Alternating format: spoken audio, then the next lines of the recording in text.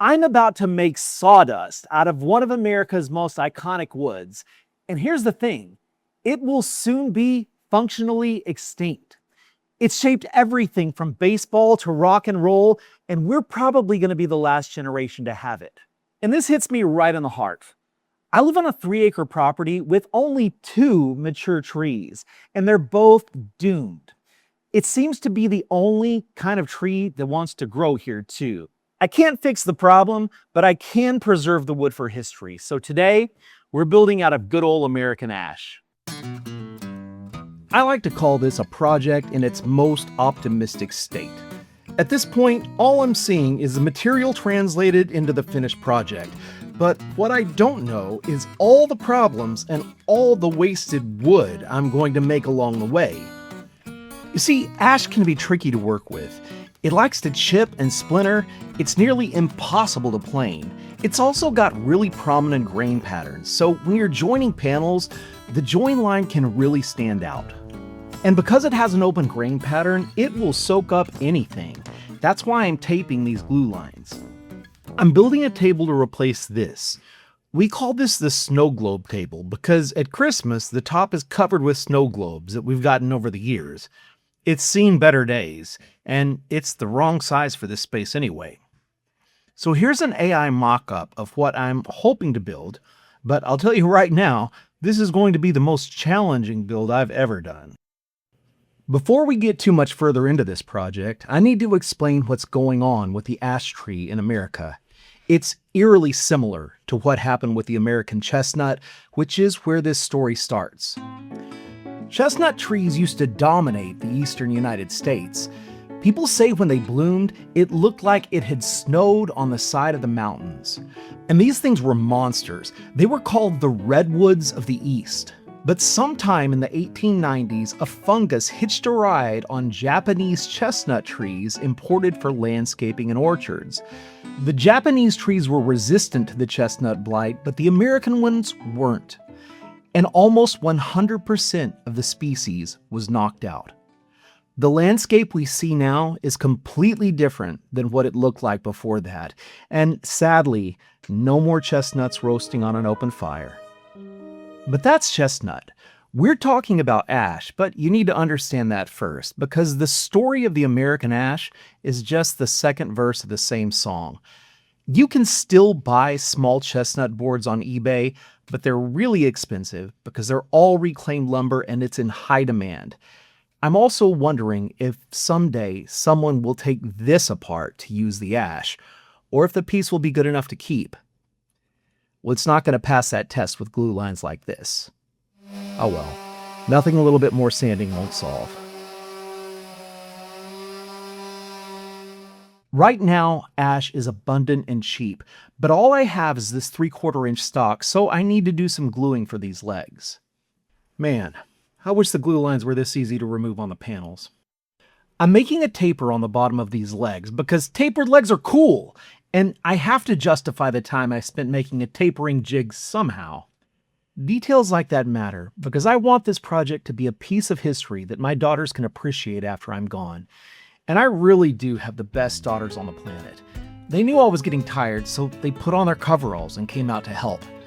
We were actually at a good point in the build to teach them a new skill, so I put one of them to work while the other cleaned up the shop, and then they switched places.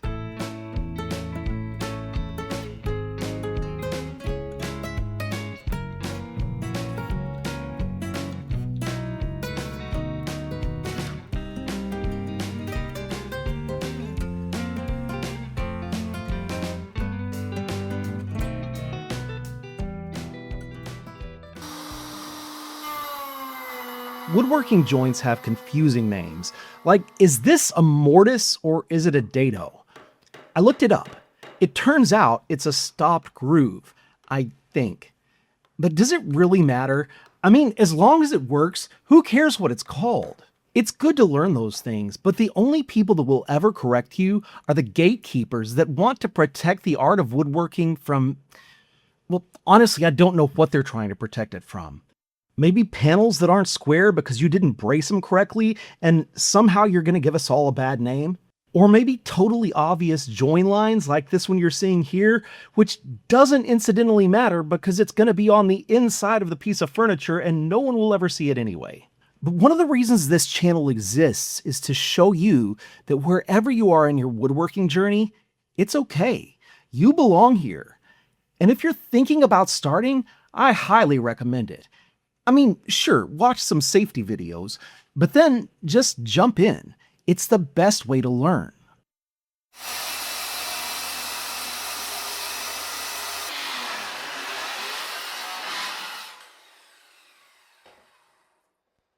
I suck at using the circular saw. While I'm breaking down this plywood for drawers, let's get back to why the ash tree is dying out all across the United States. So we talked about how the chestnut blight came into the country on live trees and killed all the American chestnut trees. To make sure that never happened again, regulations were placed on the import of live trees, but they didn't apply to cut lumber. And sometime in the 1990s, a little bug made its way to our shores in shipping materials, probably pallet lumber or shipping crates that hadn't been kiln dried. It was discovered just outside Detroit, and for 25 years, it's been making its way across the country. The villain in this story is the emerald ash borer beetle. They plant their larvae beneath the bark of ash trees, and those larvae feast on the cambium layer of the tree. The cambium is basically the tree's highway system for water and nutrients, and without it, the tree can't survive.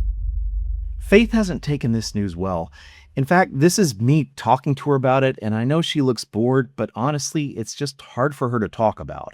Now, if you peel back the bark, what do you see? And these squiggles and lines? Squiggles and lines. Do you know what made those? Like a termite? It wasn't a termite. It was actually an emerald ash borer beetle.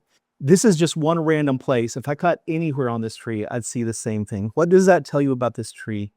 That it's gonna fall over? Eventually. I sent her inside to get her coveralls and grab her sister so we could do some woodworking, hoping that maybe it would cheer her up. Pay next to the dado. Die Kravish? It's called a dado. Who calls it a dado? Woodworkers like you. Hey, do you want to go on a girls' out night with the girls out? No, I have a dado with my boyfriend though. What am I supposed to do with this kid? At least she's in a better mood. I guess some more.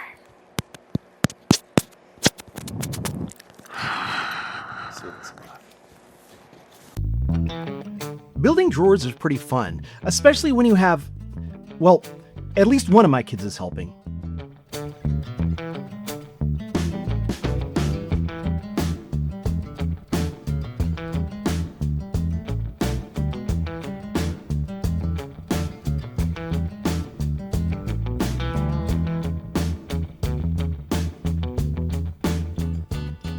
Look at that. Perfect fit. Ooh, not so much from the front. Did anybody else see that coming?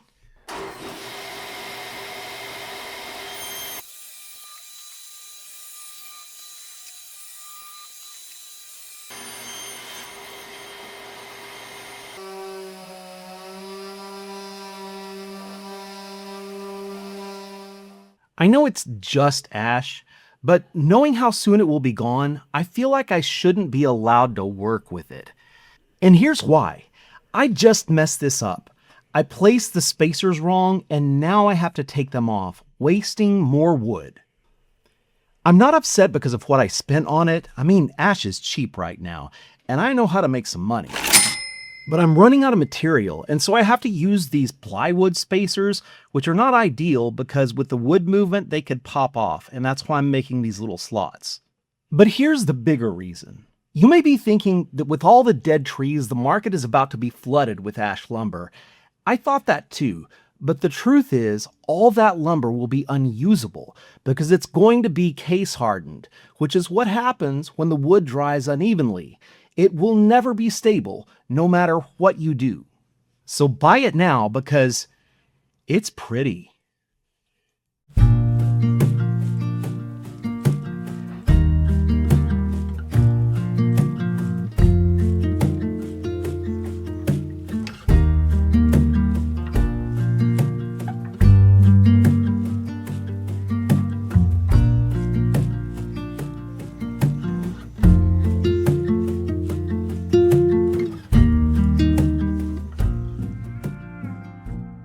In the next video, we're gonna build the top. And all I can tell you for now is it's really not going very well. In the meantime, why don't you watch one of these videos? They're fun, especially this one.